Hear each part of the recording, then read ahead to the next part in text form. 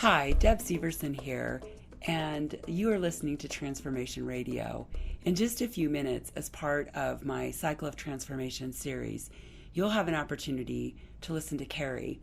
Carrie's a young professional who's recently gone out on her own, established a consulting practice for the nonprofit segment, and she's looking for ways to ensure that she is as successful as she can be in her practice, and using really this coaching session as a way to really sort out and do some brainstorming and some discussions around how does she really make this new role work for her? How does she ensure that she's being effective and efficient at the same time?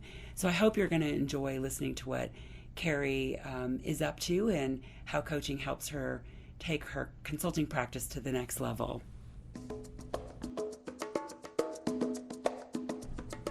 Carrie, thanks for joining me today. I know you have a topic in mind for our coaching conversation.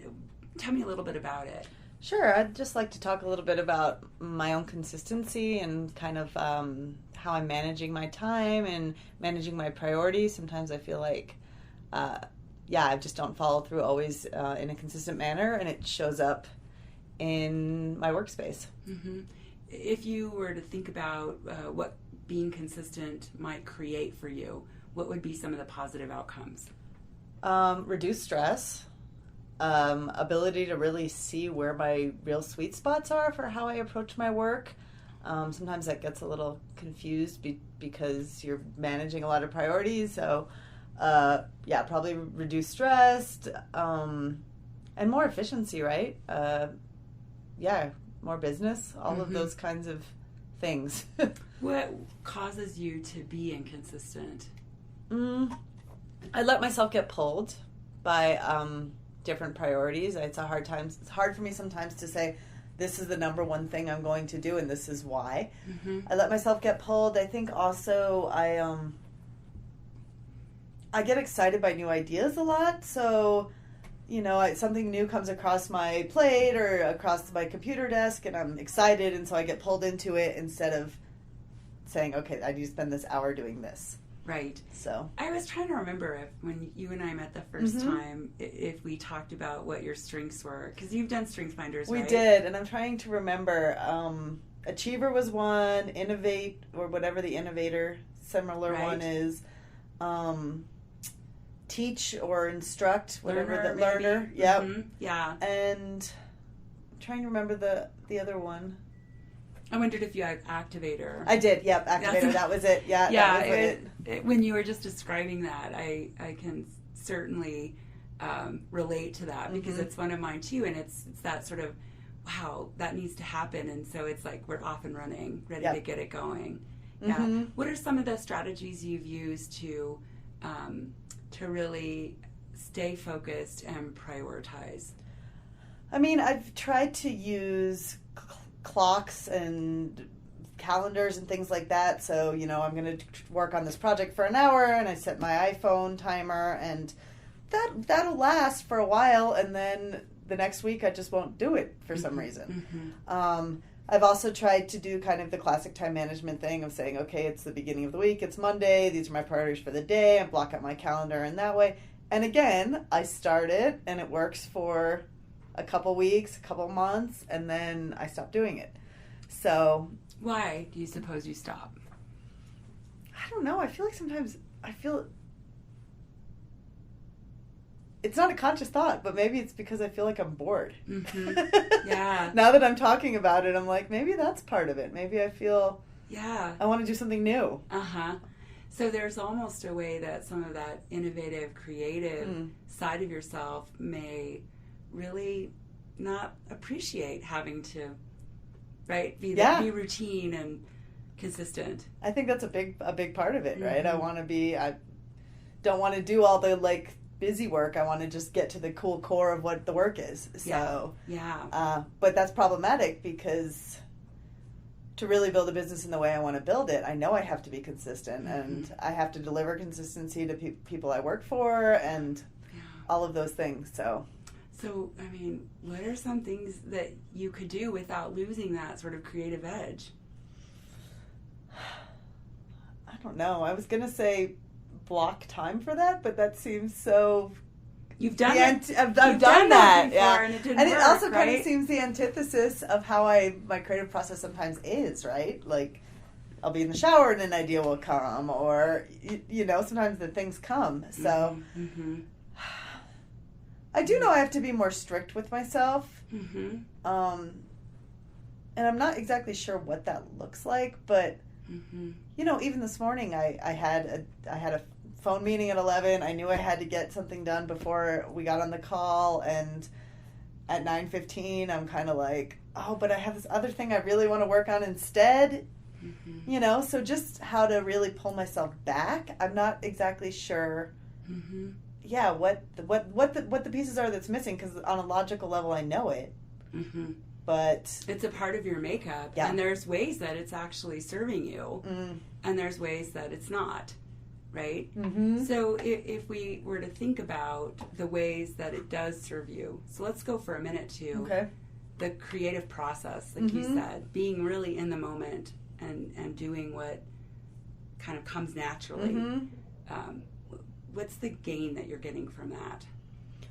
Well, I mean, I think you're creating something, you're making something new, which is really, it feels amazing to do that, and it plays to my strengths, and I think that, you know, clients are interested in that too. Sometimes people hire people from the outside of the organization because they come with the new ideas and fresh perspectives.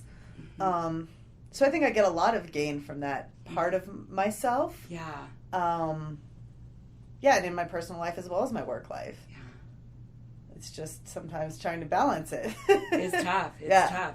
And in terms of that, when you think about the activator side of you that gets in the way sometimes of consistency and routine, what are some of the other strengths perhaps that could help you balance that? Well, I think I think one of my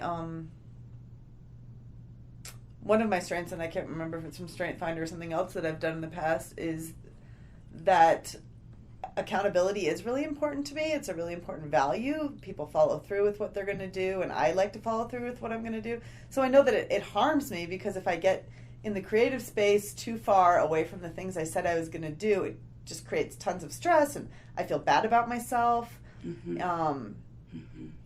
So, you know, I think there's kind of balance between those things.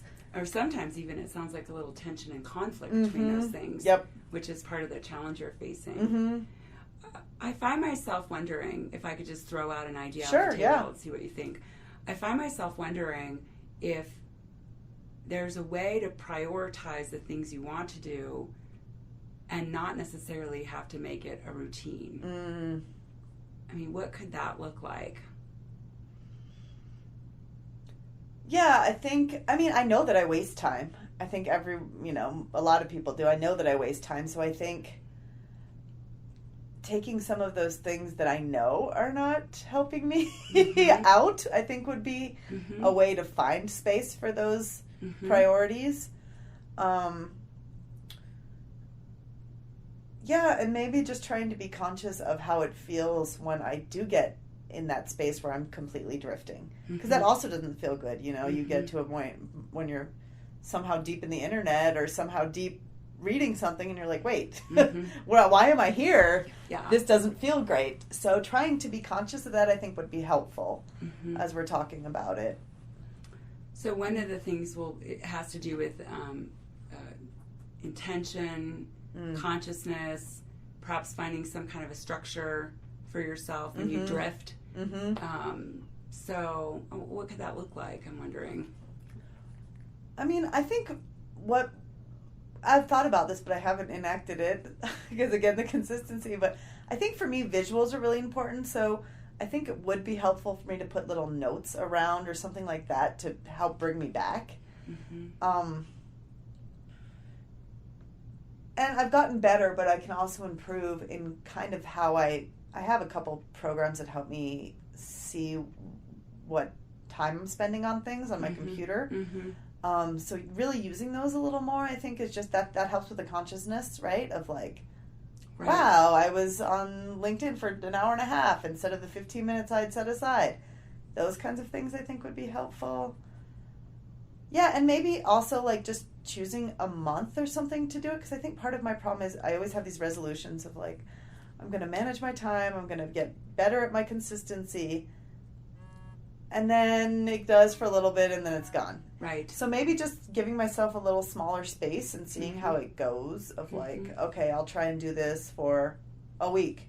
And then really take the time to review and see what I gained. Yeah, those are great ideas. And it seems like there's several pieces here. One is, I know I heard you say a moment ago, I need to figure out what are the things I need to get rid of. And so do you have a sense already about what some of those things are that you'd like to get rid of? Yeah. The time wasters? Yes. Okay. So one, so we're just making a list of things, Sure. thinking about it. That would be one item that you had on your list. Sure. And then another, I think that you mentioned, was prioritization. So what are the things that you want to say no to? What are the things you want to say yes to? Yep. Right. And not always choosing those because I like them. Yeah. You know, like balancing what I'm good at and what I like to do with what I really need to do. Yeah. Well, and I mean, it's important to do that creative work, the things that you're good at and that you love and that you're passionate about. I mean, that's why you're doing what you're doing. That's why you're in the business you're in. No question. So there's that, and to be able to keep doing more of it, you're going to have some level of consistency. What about if you put together a plan for just 1 week? You said a month, but what if you put a plan together for just 1 week and absolutely committed to stick to it and evaluate it at the end of the week? Yeah, I think that that's probably what makes the most sense, because I think when, you hear all those things about habits and how long they take to form, and when you're trying to change a thing that's been part of your life for a long time, it's gets daunting. So yeah, maybe a week would be a good time frame. And it wouldn't have to feel so routine if you make adjustments to it. Now you're trying again something a little bit different the next week. Could be one way to look at it. Yep. What's the first thing you're going to say no to? The first thing I'm going to say no to, wasted internet time. I think that's my biggest. Actually, I think I'm even going to get smaller than that. I think it's the regular email checking.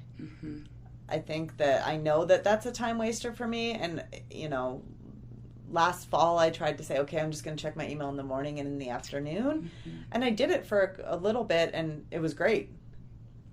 But I need to maybe, start saying no to that and regularly check myself. Okay, no. It almost sounds like what works well for you is some blocking where you have your creative time and then do some of those other activities like email checking. Yeah. When are you most creative?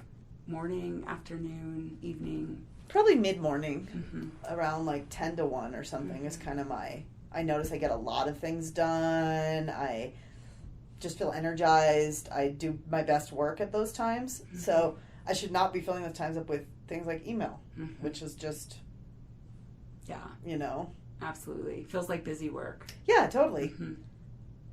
So that's one thing that you've identified already.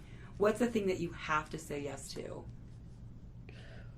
I have to say more yes to my networking piece and really figure that out. My online presence especially. Yeah, I mean, I don't have to, but it's going to bite me in the behind if I don't. Right. So, yeah, I have to say yes to that. I can't put that off. And I do sometimes tend to put that off. Because you don't like it? I mean, I like the networking. I like actually sitting with people and being with people. I don't love all of the, pumping up content. Yeah, exactly. The computer aspect of it. I don't love that. I love when someone sits down with me and has a coffee. I get energized by that. But all the stuff that happens before, I don't love. Yeah. And at this point, there's not really anyone to delegate it to. Right. So. I have to do it. So, how much time do you think you need to commit to that on a daily basis to get where you want? That's a good question. That's a really good question. I mean, I feel like if I could really commit an hour, and even that I'm like, oh my God, that sounds like so much time. But I think even if I could commit an hour, I would probably see a lot of returns.